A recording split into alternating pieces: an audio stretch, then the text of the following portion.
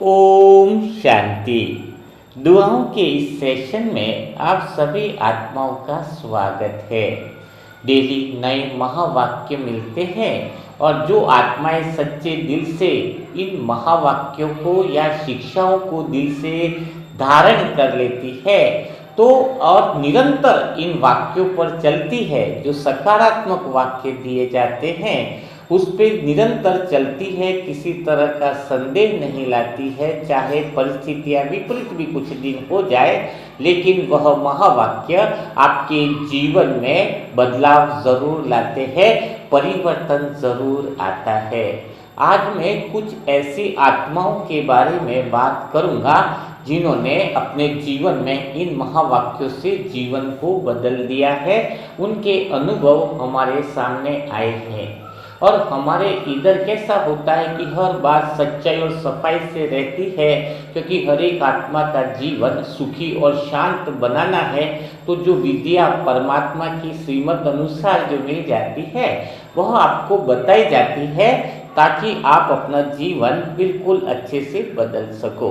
तो आज मैं जिस आत्मा की पहले मैं बात करना चाह रहा हूँ वह बिल्कुल ही यानी कह सकते हैं कि एयरटेल कंपनी में जॉब कर रहा था सिम बांटने का। जो एयरटेल की सिम छतरी निकाल कर बांटते हैं ना, करीबन 2.25 महीना हुआ है और इसकी एज है 26-27 साल है।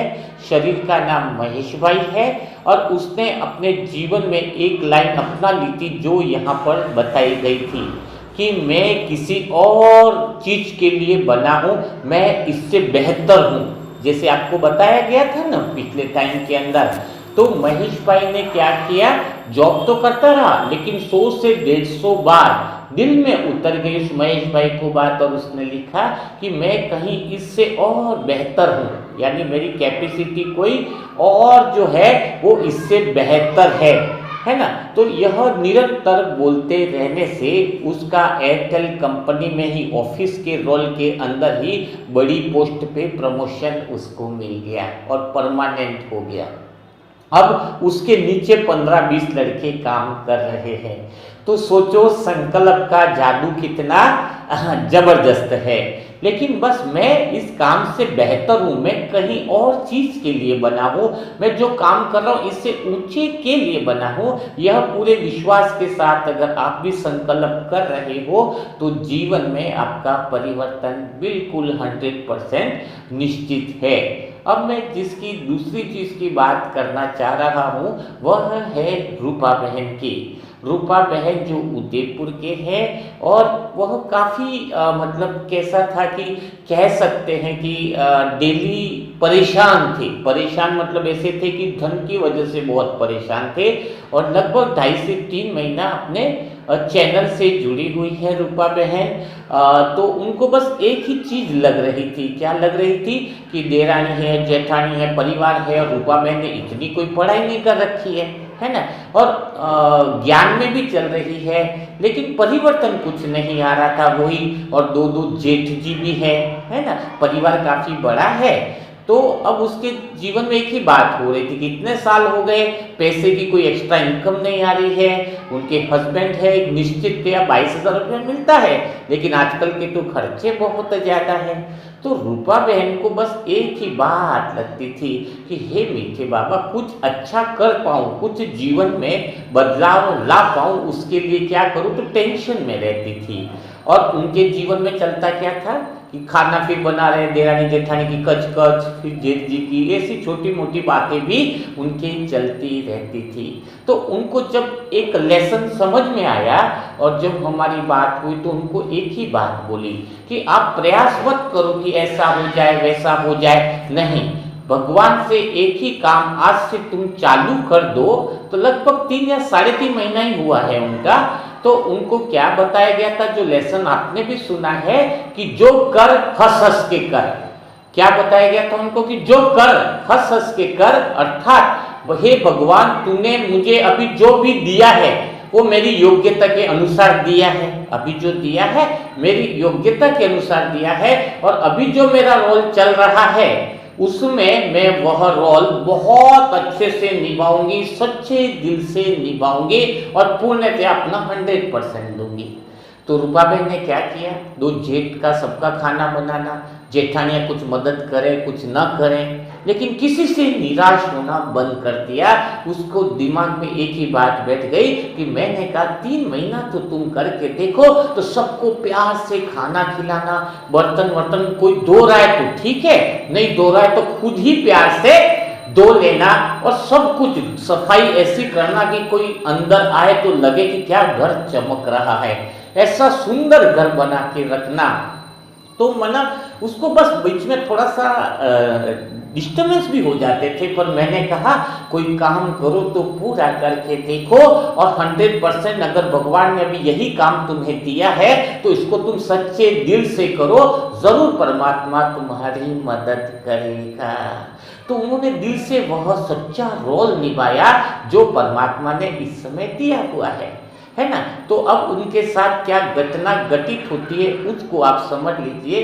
बालोतरा की एक बाबा की बच्ची से उनकी मुलाकात होती है और वो कहती है कि पर्क पेटीकोट जो आते हैं उसमें काफ़ी मुनाफा है, मेरा प्रोडक्शन है इसका, अगर आपकी पहचान है तो आप गली मोहल्ले में इसको सेल करना चाहो तो कर सकते हो। अब खर्चे ज़्यादा थे, बच्चों के ट्यूशन्स वगैरह भी, तो योग नहीं लग पाता था। उनको बस इतना चाहिए था कि भगवान उनका खर्चा चलाए, लोभ लालच नहीं थी रूपा बहन। तो उन्होंने वो पेटीकोट का बिजनेस चालू कर दिया। तो 70 रुपये में उनको पड़ रहा था। तो कॉटन का 56 इंची 60 इंची डेली हमारी बात हो रही थी, तो और फिर उन्होंने वह 100 रुपये में बेचना चालू कर दिया। क्वालिटी एक नंबर रखी, बिल्कुल किसी के साथ धोखा नहीं किया कि इसका कलर चला जाए ऐसा जाए। और वो बहन ने भी बिना पैसे उनको इतनी मदद करी कि 10,000 का माल दे दिया कि बिक जाए तब दे देना। अब उनकी स्थिति ईमानदारी से इतनी कर दी बाबा ने कि पति जो महीने की सैलरी लाते हैं उससे भी 4-5 हज़ार रुपया ज़्यादा वह घर बैठे बनाने लग गई। क्यों बनाने लग गई? क्योंकि एक तो वो जिनको पेटीकोट भी दे रही है, बोल व्यवहार और वाणी में भी उनका परिवर्तन आ गया है, और जो काम कर रहे थे उसको हंस हंस के कर रहे थे। तो कहने का मतलब क्या है, सुनना एक अलग बात है। जैसे रूपा बहन एग्जाम्पल है, उन्होंने बस शरीर को सोच लिया कि मैं सुबह से शाम तक काम करूंगी, लेकिन मुझे जो काम दिया है मैं खुशी खुशी करूंगी। अगर तुम साइकिल, चाय का ढाबा भी तुम्हें दिया है भगवान ने भी काम करने के लिए, तो तुम इतने साफ सुथरी चाय बना के लोगों को पिलाओ। ऐसा मत सोचो कि भगवान ने मुझे इतना छोटा काम दिया है, नहीं।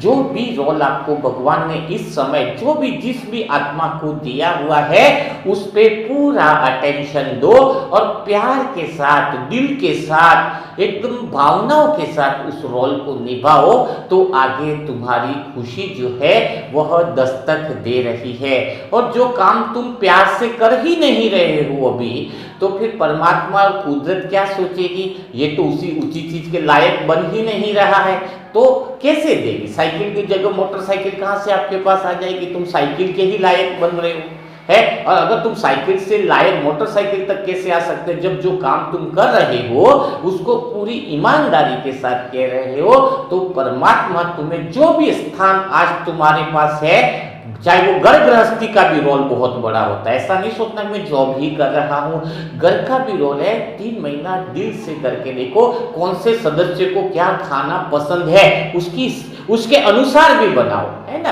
ऐसा नहीं कि हमेशा जिद करे तो बनाए, लेकिन अंतर्मन से खुशी होकर के कोशिश करो।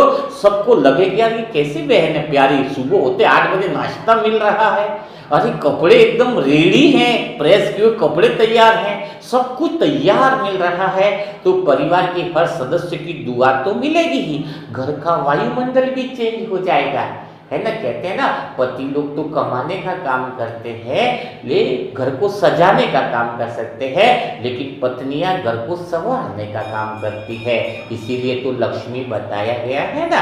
लेकिन मैं खाली बहनों की बात ही नहीं कर रहा हूँ, मैं भाइयों की भी बात कर रहा हूँ। मैं आत्मा यही सोचती हूँ पूरा दिन में कि बाबा ने जो भी मुझे आत्मा को काम दिया है उसको मैं 100% 100% दे करके प्यार से करो। तो कौन सा स्लोगन याद करना है आपको? यह स्लोगन याद रखना है, जो कर हंस हंस के कर, यानी दिल लगा के कर।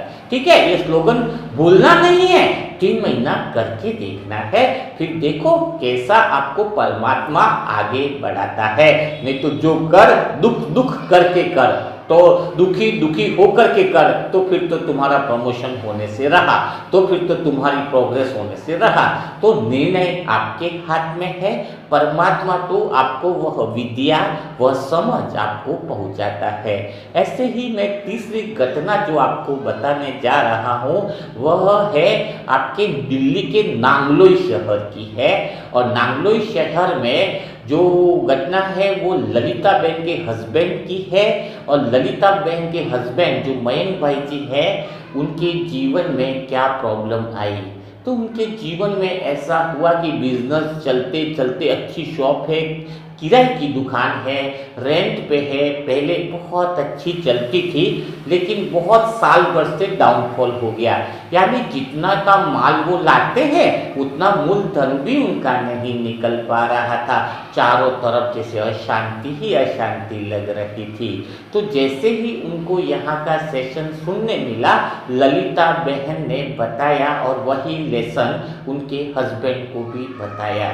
तो जब हस्बैंड को यह बात बताई तो उनको अपनी कमी का अनुभव हुआ कि मैं कर्मचारियों पे बहुत गुस्सा करता हूँ, और घर में भी छोटी सी बात पे इतना गुस्से से वो मयंक भाई बात करते थे कि पूछो मत। और आपको तो पता ही है कि इस सेशन में बताया गया है कि जो गुस्से से बात करता है उनके कंठ से सरस्वती चली जाती है। और जब सरस्वती कंठ से उठ गई गुस्से के कारण, तो जीवन पर जो लक्ष्मी विराजमान रहती है वो सरस्वती जाते ही लक्ष्मी भी जाना चालू कर देती है। तो उन्होंने नियम लिया उसी दिन से, और ललिता बहन ने भी फोर्स किया कि आप कम से कम 2-3 महीना बिल्कुल शांति में रह करके देखो, कितनी भी नुकसान हो जाए, चाहे कोई भी बात हो जाए, आप अपने कंठ पर सरस्वती का विराजमान रखो, प्रेम मोहन और शांति के साम्राज्य में रहो। कोई भी उलझन इतनी बड़ी नहीं है जो सुलझ न सके, सिर्फ तुम शांति में रहो और फिर देखो बहुत अच्छा रहेगा। तो शुरुआत में 2-5-10 दिन तो गुस्से की आदत थी ही थी, लेकिन धीरे धीरे उन्होंने बिल्कुल उस पर कंट्रोल कर लिया, प्रेम और मोहन और शांति का कमिटमेंट ले लिया कि चाहे धरत पर ये धर्म न छोड़िए, मैं गुस्सा नहीं करूँगा। मैं क्या नहीं करूँगा को तो मयंक भाई ने पक्का कर लिया। आप आश्चर्य मानोगे, उनकी स्थिति ऐसी थी कि दिन में 1000-1500 का भी काउंटर नहीं हो रहा था, और अब उनकी तरफ से भोग भी लगाया है उन्होंने, और खुशी से बोला है कि भाई जी आज हमारा दिन का 5-6 हज़ार का काउंटर हो जाता है। और अब हमेशा के लिए उनके जीवन में मयंक भाई जी इतना बदल गए कि वह बिल्कुल शांति में रहने लग गए हैं, उनके बोल में मिठास आने लग गई है। तो जब कोई महावाक्य का जादू समझता है, ईश्वर के महावाक्य जादू के समान ही क्यों बोलते हैं, जो इसको अनुभव करता है, कोई तो ऊपर से सुनेगा, इस कान से सुनेगा, इस कान से निकाल लेगा, लेकिन आना तो उसको इधर ही है। क्योंकि जब तक आत्मा अपने सच्चे गुणों में नहीं रहेगी और क्रोध और शांति में ही रहेगी, तो फिर शनि आता है 7.5 बनकर अकड़ को ढीली करने के लिए। अच्छे अच्छे की अकड़ ढीली हो जाती है। कोई इंसान अभी गुस्सा कर रहा है, चिड़चिड़ा कर रहा है, फिर भी अगर उसके पास पैसा है तो आप ये समझ लीजिए वो एक सीढ़ी है, 500 तक सीढ़ी चढ़ा, 500 से नीचे गिरेगा तो कितना होगा, बहुत ज्यादा दर्द होगा। तो भले वो गुस्सा कर रहा है और उसके पास धन भी है, तो भी वह ऊपर से नीचे गिरने वाला है और बहुत बड़ा दर्द होने वाला है। आपके मन में किसी का ख्याल आ जाए कि वह तो अभी बुरा कर रहा है, फिर भी उसके जीवन में तो अभी लक्ष्मी चल रही है, तो एक साधारण बात को समझ लो, जीवन में हर एक इंसान के 2 चीजें चलती है, एक तो कर्म चलता है और एक दूसरी है वह कृपा चलती है। या तो कृपा बरसती है, तो जिस आत्मा के पिछले जन्म के थोड़े पुण्य कर्म इकट्ठे हैं तो वो कृपा बरस रही है अभी उस पर, कर्म वो अच्छे नहीं कर रहा है। तो कृपा बरस रही है तो उसका जीवन अभी अच्छा चल रहा है, लेकिन कृपा जैसे ही खत्म हुई तो भले वो 300 सीढ़ी पे पहुंचा हो, चाहे 1000 भी सीढ़ी की कामयाबी पे पहुंचा हो, वहां से धड़ाम से गिरने में खाली सेकंड लगेगा। और आप देख रहे हो अच्छे से अच्छे व्यापारी, अच्छे से लोग एक सेकंड में कैसे नीचे आ जाते हैं। तो अभी अगर आपके अच्छा चल भी रहा है तो कृपा के कारण हो रहा है, लेकिन अगर कर्म अच्छे कर दिए तो कृपा सदा बरसती रहेगी। इसलिए बिल्कुल गलती ना करें और अपने जीवन में यह संकल्प भी बार बार दोहराएं कि जीवन कितना सुंदर है ना। जीवन क्या है, कितना सुंदर है। इस सुंदर जीवन का हम फायदा उठाएं। ऐसा ही एक अनुभव और मैं ले लेता हूँ। इन अनुभवों को आपको इसलिए बता रहा हूँ कि देखो इनके जीवन में जैसा परिवर्तन आया है वैसा ही आप लोगों के जीवन में भी परिवर्तन आने लगेगा। तो यह जो बात बताने जा रहा हूँ वह उल्लासनगर 4 नंबर की गली के अंदर सुमित्रा बहन है, जिनके बच्चे 21 साल और लगभग 18 साल के हैं। वह उनकी बात बिल्कुल नहीं सुनते, हर बात में झगड़ा करते थे, हर बात में झगड़ा। कोई भी बात समझाने का प्रयास किया जाए लेकिन सुमित्रा बहन की बात बिल्कुल नहीं सुनते थे और उनको अंदर से इस बात का बहुत बड़ा दुख भी पहुंचता था।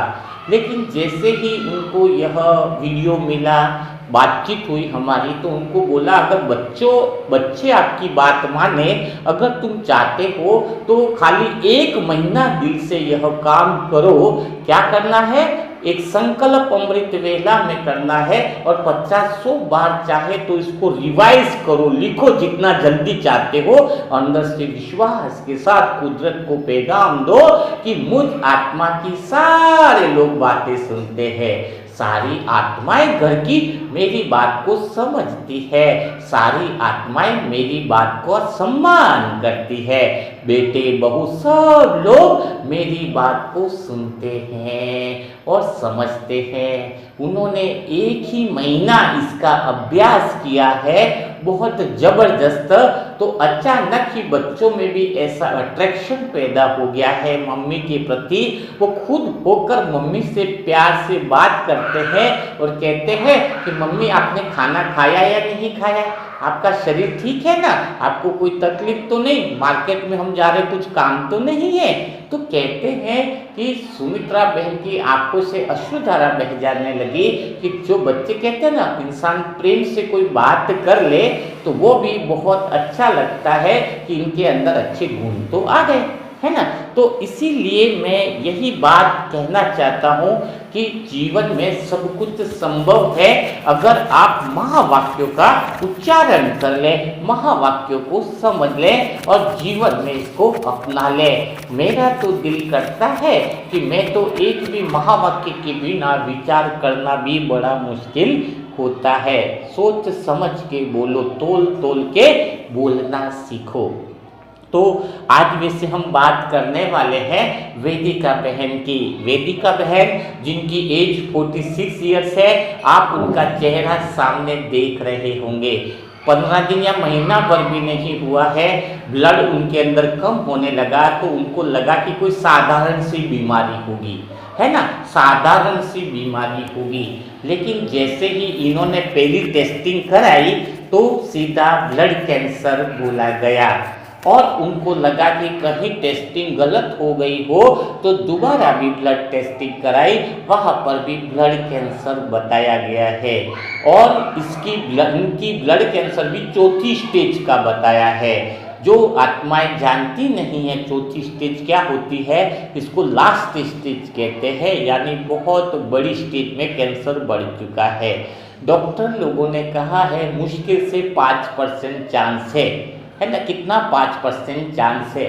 लेकिन हम आत्माएं दिल से चाहती हैं कि 5% जो है वो 100% में बदल जाए, क्योंकि हमें ऐसे केस लेने में भी इसलिए आनंद आता है ताकि उस आत्मा को एक बार मौका और मिल जाए, है ना। तो मैं अपने दिल की बात आपसे कहना चाहूँगा, अंतर मन से मैं कहना चाहूँगा, क्योंकि आप लोगों का काफ़ी समय हो गया है। मनसा सेवा ग्रुप में काफ़ी सारी आत्माओं की वीडियोस आपने देखे, सक्सेस होते हुए देखे हैं। तो कहाँ पर सफलता हमें मिल जाती है?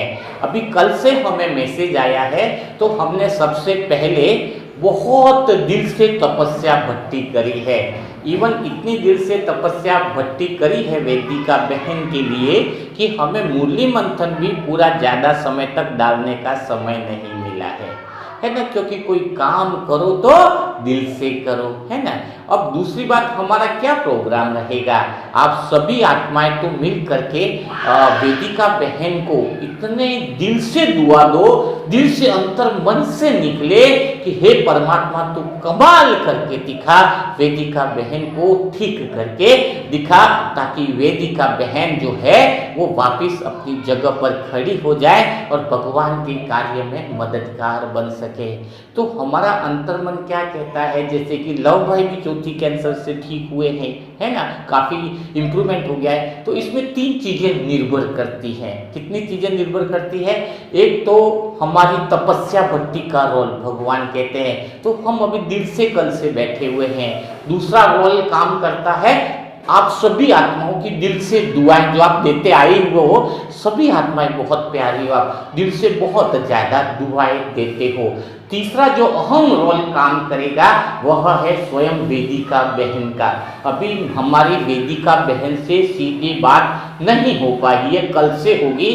तो जब लव भाई की तरफ वेदिका बहन भी अंदर से यह विश्वास करके भगवान पे भरोसा करके वह दुआओं को पढ़े और जो भी सार्थक पॉजिटिव चीजें हैं जो ग्रुप के द्वारा दी गई है उसको जैसे ही वह आत्मा भी अगर फॉलो कर लेती है तो दुनिया की कोई भी ताकत ऐसी नहीं है जो उनको कैंसर से हरा सके, है ना।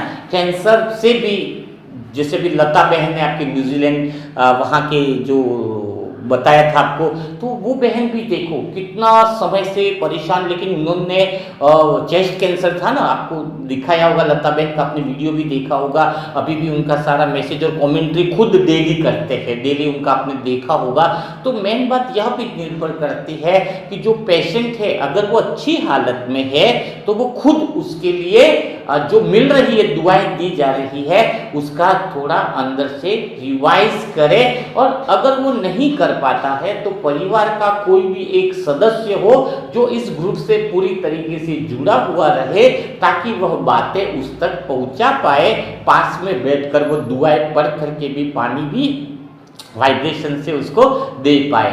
ये सारी बातें आज आप लोगों से इसलिए क्लियर की जा रही है क्योंकि अगर आपके आसपास में कोई ऐसी आत्मा है जो तकलीफ में है और आपको लगता है इसको दुआओं की ज़रूरत है, तो सीधा फोटो भेजने से उनका काम नहीं चलेगा। आपको उनको पूछना पड़ेगा कि आप में से कोई भगवान पे भरोसा करने वाला है या विश्वास कोई कर, जो बाबा का कोई एक आध बच्चा भी उससे जुड़ा होगा तो अच्छा लगता है। और अगर विश्वास करने वाला है तो बोला जाता है कि 3 महीने तक क्या आप दुआएं पढ़ोगे, और जो भी दुआएं आपको ब्लेसिंग चैनल में वीडियो, क्योंकि देखो आप सभी आत्माएं दिल से लिखते हो कमेंट, अपना समय निकालते हो, अपना सब कुछ निकालते हो, वो दुआएं ही उसके लिए पढ़ी न जाए तो कैसे फायदा पहुंचेगा। इसलिए पेशेंट को क्लियर बताया जाना चाहिए आपको 3 महीना इसकी दुआएं पढ़नी है, दुआएं समझनी है, तभी आपको इसको पूरा फायदा मिलेगा, भगवान आपकी मदद करेगा। तो सभी आत्माओं का सहयोग मिलता है तो परमात्मा की तो मदद मिलना तय है। तो आप अपना कर्तव्य सह दिल से करो ऐसा जबरदस्त कि वेदिका बहन की आत्मा तक वह पावर पहुंच जाए, उनके शरीर में सेल्स का पुनर्निर्माण होने लगे, रक्त अणु बढ़ने लगे, खून वापस अच्छा से बनने लगे तो ऐसी कमाल आपकी दुआओं में, हमारी दुआओं में भी कमाल हो सकती है। बस ज़रूरत है सच्चे दिल से हम अपना 100% दें। अगर आप आत्माएं 100% तरीके से दुआ देते हो तो परमात्मा आपको जरूर जो काम कर रहे हो उससे बेहतर भगवान आपको पहुंचा देगा। यह परमात्मा की गारंटी है। एक तो दुआएं देना ऊपर से और एक दुआएं देना अंतर मन से की वेदिका बहन, आप फिक्र मत करो, स्वयं ऊंचे पे ऊंचा भगवान आपके साथ है ना। ये विश्वास, ये मनोबल उस आत्मा के मन तक पहुंचे और इतनी सारी आत्माएं वेदिका बहन से प्यार करती है तो काफी 18-20 आत्माएं तो तपस्या में भी बैठ चुकी है, निरंतर बैठ चुकी है, ताकि हम आत्माएं सब मिल करके उनके लिए दुआ कर सके।